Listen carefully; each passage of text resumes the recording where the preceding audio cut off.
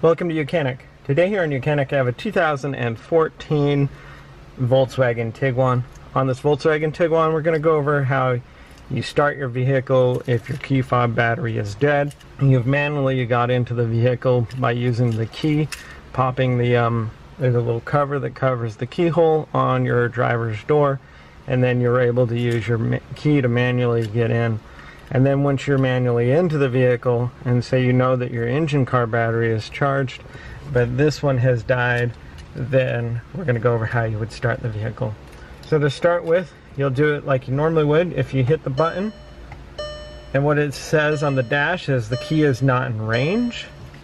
And so, to get it into range, there is a little pad here, which is where the standard key would have been.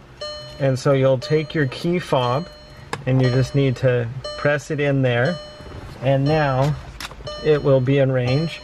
And if you hit your start stop button again, what you're going to hear, you'll hear the steering wheel will unlock, the dash will completely light up, and it's saying that our ignition is on. And so now to start it, we'll depress our brake and hit the button again, the start stop button, and while still holding that key in that little indent there.